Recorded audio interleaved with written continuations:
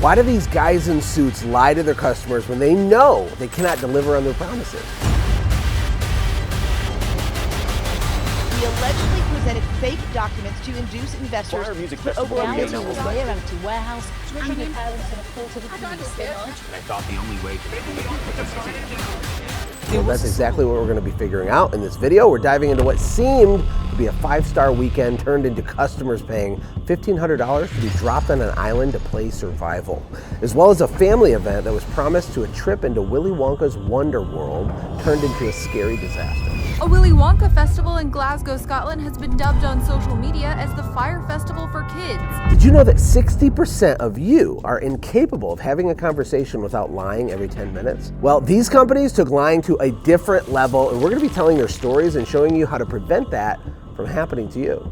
Picture this, a luxury music festival that promised sun, fun, and A-list entertainment on a private island in the Bahamas. That's what Billy McFarland and Fyre Fest promised, but what we got was, well, a disaster of epic proportions. It was basically the exact opposite of everything we were promised. Let's unpack what happened.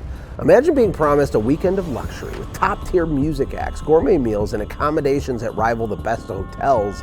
That's exactly what Fyre Festival promised. That's 2 weekends of models, music, and beachside accommodations in the Bahamas. Dreamed up by Billy McFarland and rapper Ja Rule, this festival is marketed as the ultimate escape, a once-in-a-lifetime experience on the island formerly owned by Pablo Escobar. The hype was real, fueled by glamorous promo videos featuring supermodels and influencers frolicking on sun-drenched beaches. It seemed like paradise, but oh, how appearances can be deceiving. This morning, the organizers of the failed Fyre Festival are feeling the heat. We had no electricity, there was no showers, there's no bathrooms, there's no running water. As attendees started to arrive, the dream quickly turned into a nightmare. And instead of luxury villas, they found disaster relief tents. Gourmet meals?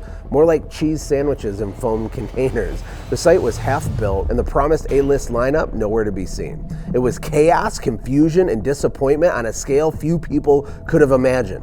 Fyre Festival is officially canceled. The festival was canceled before it even began, leaving attendees stranded and trying to make sense of what just happened. What's happening? There's no water over there. Oh, Jesus. Mom, Dad, if I don't make it home, I love you guys. Get in the rooms. No one can get their bags. We've been here for hours. Nowhere to stay. Nowhere to stay. Some people are missing bags. We're just trying to get our bags. Pitch black out. There's Americans complained of being locked inside the airport terminal. And the aftermath was a whirlwind. Lawsuits worth over $100 million flew left and right, and attendees seeking refunds and damages for the disaster they endured. You know, Billy McFarland, the mastermind behind Fyre, faced legal action that landed him in prison for 4 years for fraud. The man behind that highly publicized Bahamas music festival that fell flat. The Fyre Music Festival creator now arrested and charged with wire fraud in a separate case.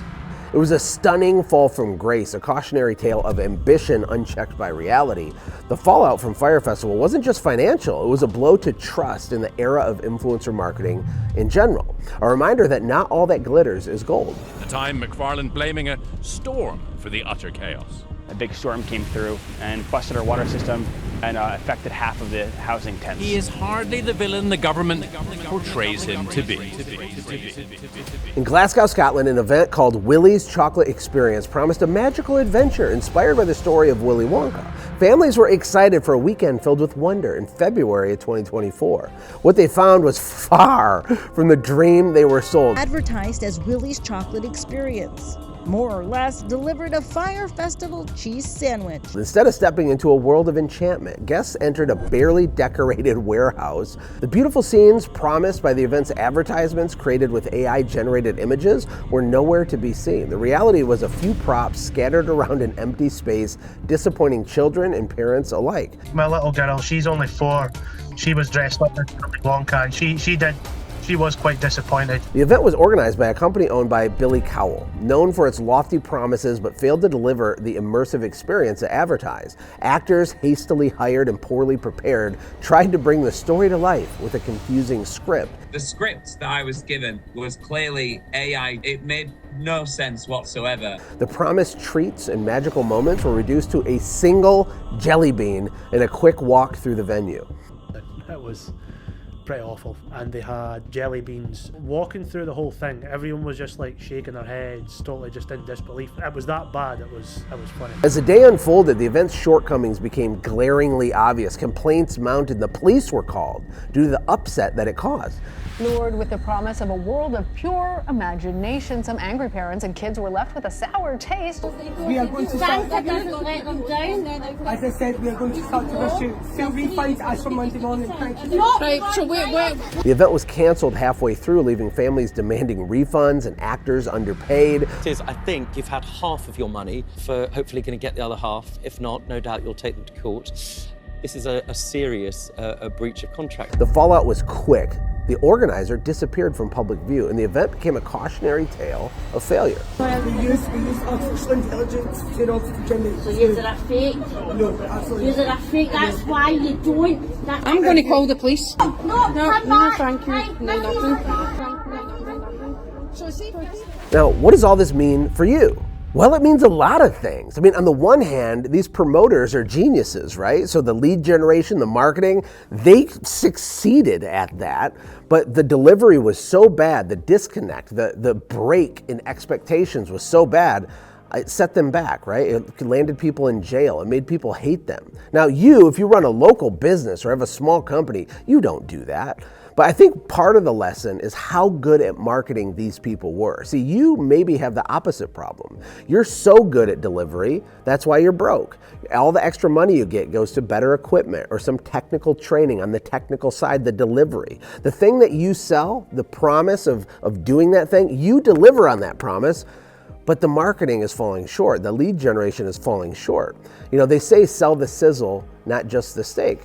Probably you're just selling steak. We need more sizzle. These are interesting stories to remind us that, ethics in marketing is important, especially in the age of the internet. There's so many people online, especially with sales funnels, that really don't even have a business. They just have good marketing to an empty promise of an offer.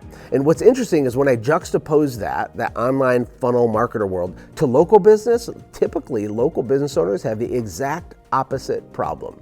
The thing that you sell does exceed expectations. The thing that you do for people they love, but we don't have the marketing dialed in at all. So how can we take Fyre Festival and this Willy Wonka experience and learn on how to create sizzle for our steak, learn how to get noisier and creative with our lead generation, and couple that with your product or service, which does meet and exceed expectations, which does create raving fans. This is truly the key for most people. Having a little bit more enthusiasm, putting a little more pizzazz into the way you show up could mean everything to you. I call it the Gordon-Irwin effect. And Gordon-Irwin is really two different names mushed together, and I hope that you get this. It might change your life for the rest of your life. You see, Gordon Ramsay is the first part of the Gordon-Irwin effect. Gordon Ramsay has this nerdy, contagious, magnetic enthusiasm regarding food and restaurants. And it's so entertaining to watch him yell at these chefs and tell them their food is disgusting because he's so passionate for his category. It's magnetic.